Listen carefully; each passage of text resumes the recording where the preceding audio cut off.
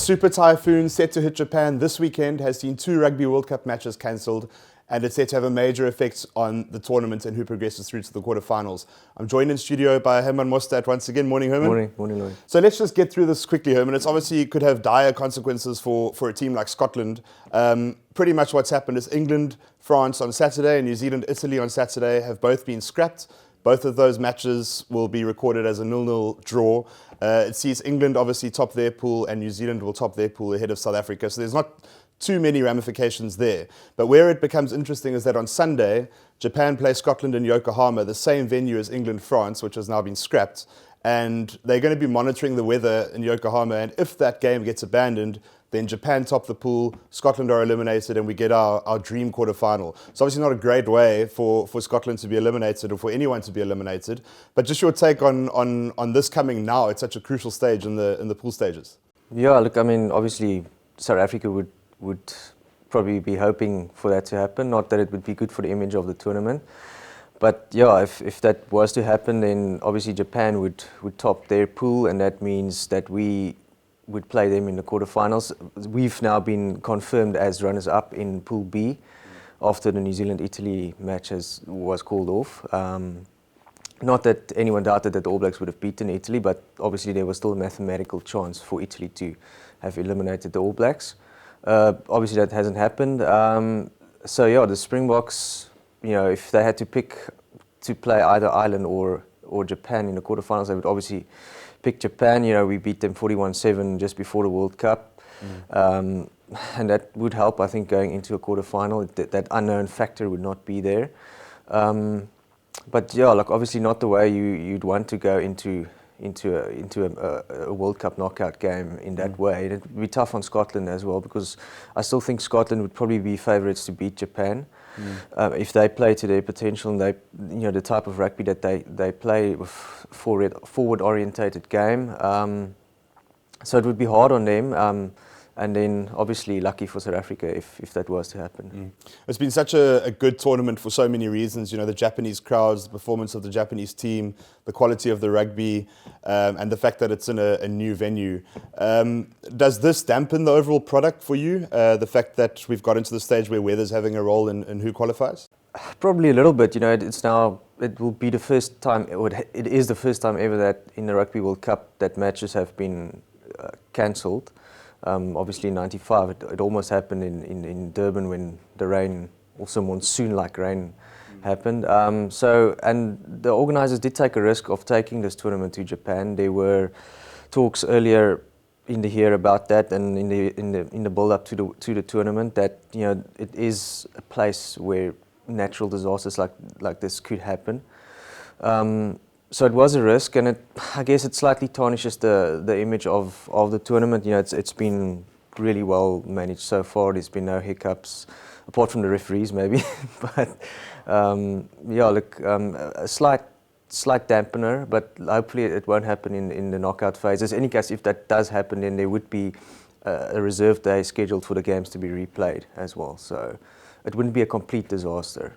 And then just to be clear, Ireland play Samoa. That game's set to go ahead, and if Ireland win that game with 5 points, and the Japan game is washed out, then those two sides are locked on points at the top of their pool. But Japan would go through because of the head-to-head rule where they beat Ireland earlier in the tournament. Yes, yeah. Obviously they beat Ireland 19-12, and that would still mean that South Africa would play Japan. Which is obviously what we would want. Yeah. So it's a good time for the Springboks then. You know, they're done and dusted in their pool, safely through to the quarterfinals, and they can kind of sit back and watch all of this unfold.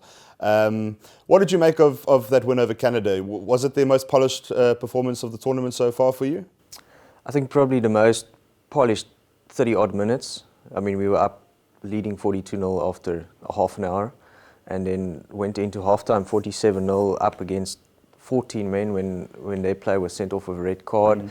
You would have expected the Springboks to get close to 100. They came out in the second half a little bit disjointed. A couple of penalties were conceded, you know, a couple of drop passes. The rhythm wasn't quite there, but you can't expect, you know, a full 80 minutes. It's tough to produce a performance like that for a full 80 minutes. I mean, they had the bonus point try inside the first quarter of the game already, and there's always going to be a little bit of a letdown. Canada came into the game a little bit, but yeah, look, overall they'd be pleased with what transpired. You know, there was no injuries.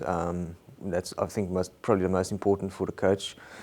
And yeah, obviously they confirmed their spot in the quarterfinal, which is obviously the main goal. Cobus Reinach was the star of that game, the quickest hat-trick in Rugby World Cup history. Bagged his 3 tries within the first quarter. Is there any possible way that he forces his way into a match day 23 for the quarterfinals, or do you think Rassie is quite set on Faf 9, Herschel Yankees off the bench?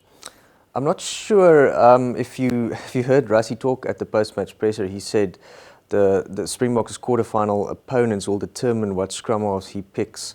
So he sort of almost let the door open there for Cobus to come in. Obviously, whether we play Ireland or Japan, it depends. Ireland and Japan obviously play different styles.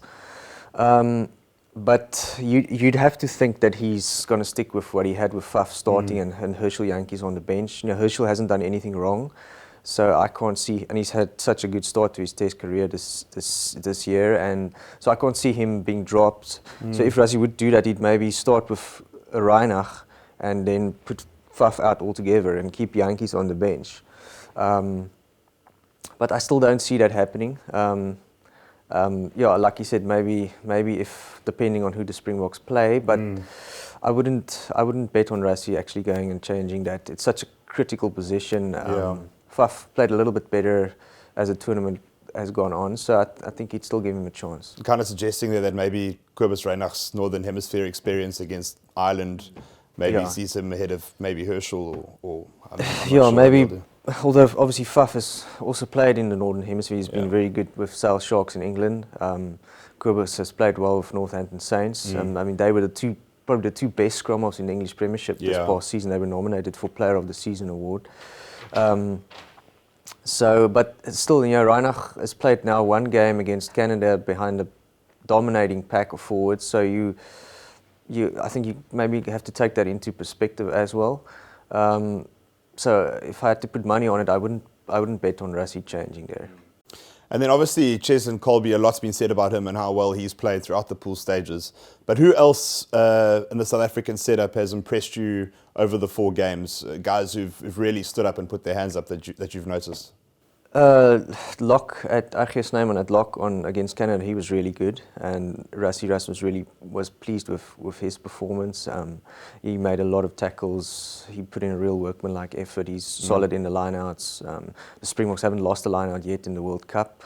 So he's really been impressive. Rassie said, you know, RG, he came out with a quote after the game saying RG is always going to be part of the 23-man squad from here on. So that's obviously good for him, and I think he's probably pushed his way into the starting team. Having said that, Lloyd has also really played well. He's the chances that he's got, he's taken them as well. And I would say Bongi Mbonambi at hooker has really impressed me. You know, the energy that he's brought to that team is really amazing. He's played Malcolm Marx. Less than a year ago was many people saying the best rugby player on the planet. Yeah. Now he's not in the Springbok starting team, and that's because of the way Bongi has played. And he's just brought something different, and I think he deserves to start at the moment. So yes, those 3 players probably. There's a few players that obviously you would like to see improve. Andre Pollard hasn't really fired yet.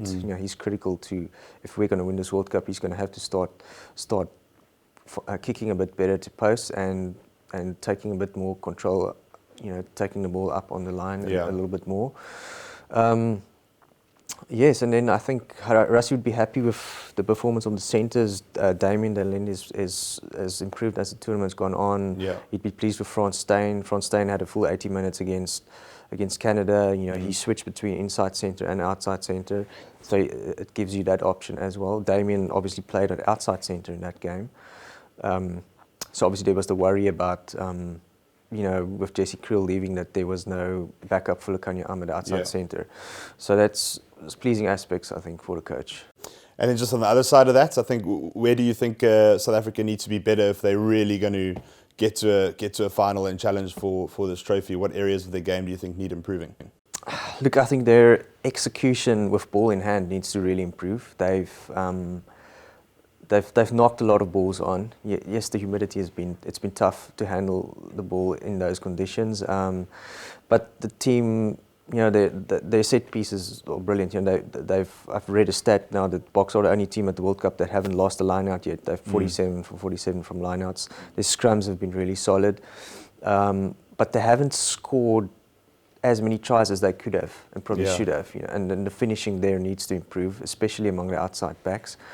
Like handling areas, too many of those. It's not. It doesn't bode well especially for a knockout game.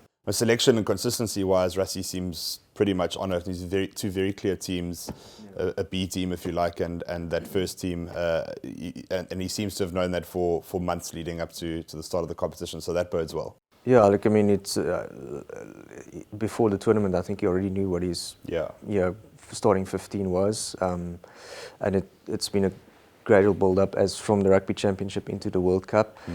So he's got the players that he wants. I think it's just, like I said, a few guys in key positions that need to step up and probably follow Cheslin Kolbe's example. He's really been lights out at this tournament, but we need a few of the other guys to also step up. Just on the break, Herman, it's almost 2 weeks now. It'll be between South Africa's last pool game and the quarterfinal. What do you think? Does that do anything to momentum, or do you think the break will be welcomed by Rassie on the Boks? Look, I think the team, obviously, we've been lucky at this World Cup. There's no major injuries at the moment. Only, obviously, Jesse Kriel that's gone. But it also depends on what happens, obviously, this weekend with Japan. If their game gets called off, then that would mean that we would play them in the quarterfinals. They would have then had a longer break than what we would have had. Yeah. So it wouldn't obviously have an impact on that. But I think the coach would obviously need to manage the team carefully. They could go into that quarterfinal a little bit underdone. It's a long break, more than 10 days, and then you go into a Rugby World Cup quarterfinal, so that could be big. If we end up playing Ireland, then the guys could be a little bit rusty, but I'm sure they would have known that beforehand. They would have seen the fixtures, and they would have planned appropriately, I think, for that. We never want to see this Japan-Scotland situation that could end in a washout and Scotland would be out. I mean, it's not a great way. It promises to be such a great game of rugby, with the hosts up against the same team that put them out of the 2015 World Cup, and with a real opportunity to top that pool. We want them to get on the field. We want to see that game of rugby. And if we do, how do you see it going then? You mentioned a little bit earlier you think Scotland will still start as favourites. I mean, if they get on the field, that stadium is just going to be bouncing with Japanese support.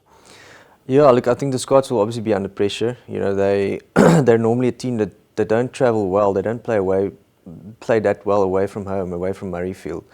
And that could have an impact, I think, on the game. And I think a lot of those Scottish players would probably not have played in those pressure cooker situations before. But I think physically they'll be expected, I think, to dominate Japan at set piece time. And they've also got some good game breakers out wide, the Scots. They can score some tries as well. But that obviously they wouldn't want the game to be open up as much as obviously Japan would try and do. But yes, I think I'd still put my money on the Scots to win. Obviously, it could be cruel on Japan if they end up losing and end up not going through at all. That would the second World Cup in a row. They would have won 3 matches in the pool stages and go out at the hands of the same team. So I think, like you said, everyone wants to see that. You don't want to see cancelled games. This weekend's England-France game was a game that everyone would have been looking forward to, even though there wasn't that much on the line for it. So for the overall feel-good factor of the tournament, you obviously would want to see that match take place. But I think the Springboks wouldn't mind if that game is called off. They would definitely like to play Japan ahead of Ireland in the quarters.